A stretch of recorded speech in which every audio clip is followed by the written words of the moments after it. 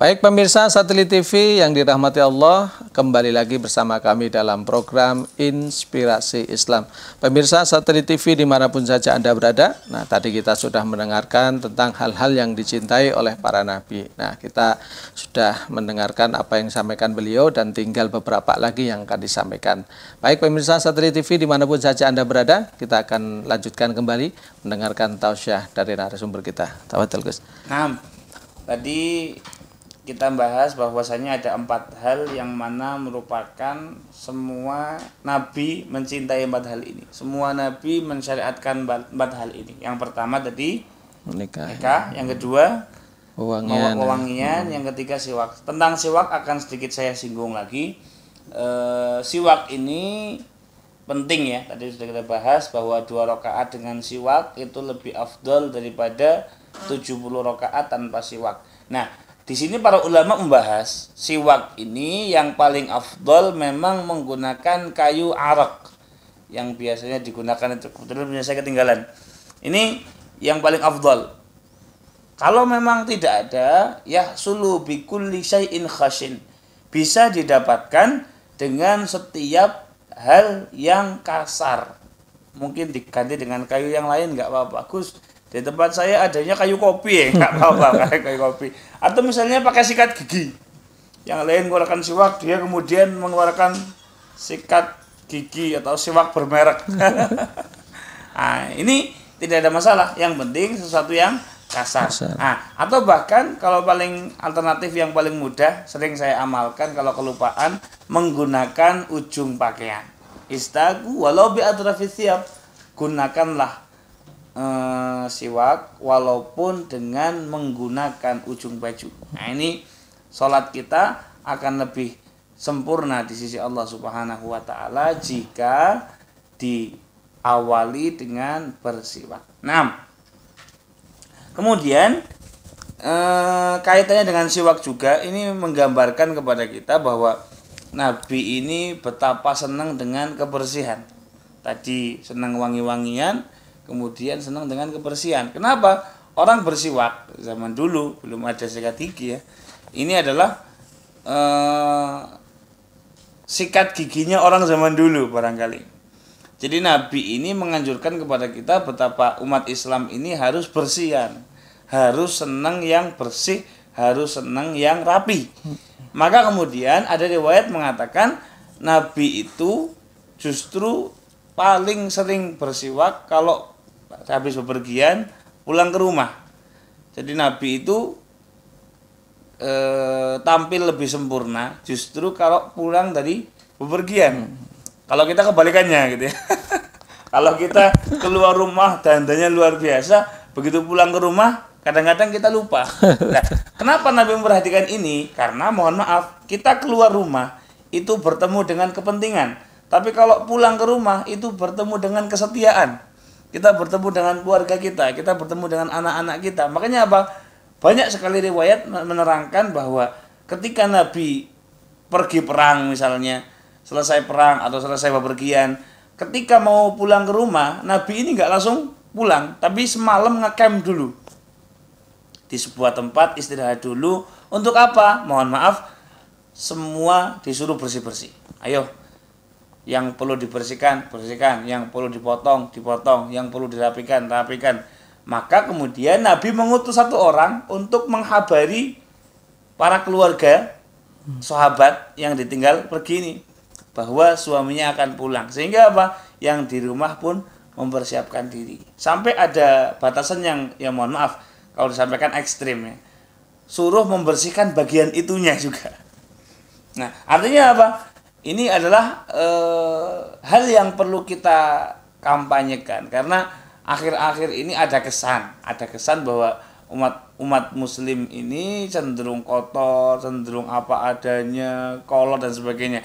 Maka itu adalah sesuatu yang perlu diluruskan bahwa Nabi kita itu sangat mengajarkan hal-hal yang berhubungan dengan kebersihan. Bahkan yang berhubungan dengan seperti itu pun diatur oleh Nabi Sallallahu Alaihi Wasallam. Nah, yang keempat al-haya. Tadi yang keempat tadi dari sesuatu yang disukai oleh semua nabi. Yang keempat adalah al-haya, rasa malu, pemalu. Artinya apa? Gak ada ceritanya nabi kemudian berbuat seenaknya tanpa mempertimbangkan perasaan. Nabi ini sangat pemalu. Bahkan dalam setiap ucapannya, nabi ini tidak cuma baik, tidak cuma benar, tapi baik. Artinya kadang-kadang kita ini kalau ngomong apa adanya jadi terasa menyakitkan. Jadi nabi itu ketika ngucap sekalipun redaksinya diatur, tidak asal-asalan. Contoh misalnya, ada seorang sahabat namanya Ukasa. Ketika Nabi menceritakan 70 umatku yang dijamin masuk surga tanpa hisab, dijelaskan oleh Nabi. Kemudian ada seseorang yang mengacungkan tangan, namanya Ukasa. Ya Rasulullah, hal ana minhum ya Rasulullah. Apakah saya termasuk dari yang 70 itu? Maka kemudian Rasulullah mengatakan, anta minhum ya Ukasa, engkau termasuk dari yang 70.000 itu. Ukasa kemudian terima kasih dan bersyukur luar biasa. Nah, setelah itu ada yang tanya lagi ke Rasulullah, ya Rasulullah, saya termasuk enggak Rasulullah? Nah, modelnya orang yang tanya ini belum ada potongannya, belum serajin Ukasa dalam beribadah, belum sebaik Ukasa dalam bermuamalah. Maka kemudian Nabi diam sejenak, sebetulnya mau ngomong, engkau belum termasuk gitu. Tapi Nabi masih memikirkan redaksinya, dan Nabi menjawab, sabaqaka Ukasa. Waduh, sayang engkau didahului oleh Ukasa. Padahal kalau mau ngomong apa adanya apa? Kalau mau ngomong apa adanya, engkau belum termasuk. Tapi Nabi takut melukai perasaannya laki-laki yang tadinya itu, maka dibuat sedemikian rupa redaksinya sehingga apa? Orang yang bertanya tidak merasa tersinggung. Ala kulli hal, Nabi kita Muhammad SAW ini dalam berbuat, dalam berucap selalu marmake begitu. Pernah suatu hari Rasulullah ini datang ke rumah istrinya Sayyidah Aisyah.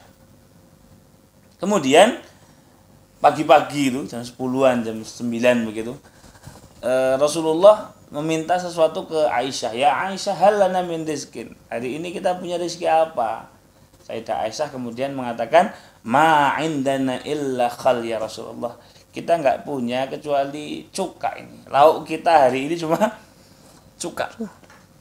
Bayangkan, Sayyidul Anbiya wal Mursalin, pemimpin para nabi dan rasul, orang yang paling dicintai oleh Allah, kemudian orang yang paling mulia di sisi Allah, pemimpin para sahabat yang setianya luar biasa. Sebetulnya kalau mau minta dikasih sama sahabat. Tapi Nabi kemudian memilih untuk hidup apa adanya. Nah, ketika mendengar jawaban bahwa yang ada hari itu cuma cuka, bayangkan sarapan lauk pakai cuka. Dari mana nikmatnya kan begitu. Tapi subhanallah, Nabi Muhammad SAW ketika disodori makanan, kok Nabi suka, dipuji sambil dimakan. Kok Nabi nggak suka, Nabi nggak pernah mencela. La yastumu walau ta'aman. Nabi ini nggak pernah mencela walaupun kepada makanan. Apalagi kepada manusia, apalagi kepada sesama muslim, apalagi kepada orang yang lebih tua, apalagi kepada keluarganya. Bahkan makanan pun tidak pernah dicela oleh Nabi sallallahu alaihi wasallam. Maka ketika mendapatkan bahwa pagi itu cuma ada khal, jawaban dari Nabi sallallahu alaihi wasallam adalah jawaban yang sangat spektakuler. Nikmal idam al khal. Wah, masya Allah, cuka ini adalah lauk yang paling nikmat. Padahal apa nikmatnya coba? Nah, tapi meaningnya adalah betapa Nabi itu dalam berucap, dalam bertindak selalu membuat yang di sekitarnya, membuat lawan bicaranya ini senang. Oleh karena itu penting bagi kita untuk memahami ini. Semoga 4 hal ini bisa kita perhatikan dalam hidup kita sehingga tidak ada satupun yang terlewat. Pertama tadi tentang nikah, para jomblo ya, jomblo ayo jangan lama-lama. Yang kedua tentang pewangian, yang ketiga tentang siwak, dan yang keempat tentang rasa malu. malu dalam berbuat, malu dalam berucap, malu dalam menyakiti perasaan orang lain, malu dalam meninggalkan kewajiban dan sebagainya. Semoga menjadi ilmu yang bermanfaat untuk kita semua. Amin ya rabbal alamin. Terima kasih Gus. Baik pemirsa Satelit TV dimanapun saja Anda berada, kita akan lanjutkan sesi berikutnya. Jangan kemana-mana dulu, tetap di Satelit TV Inyong Epol.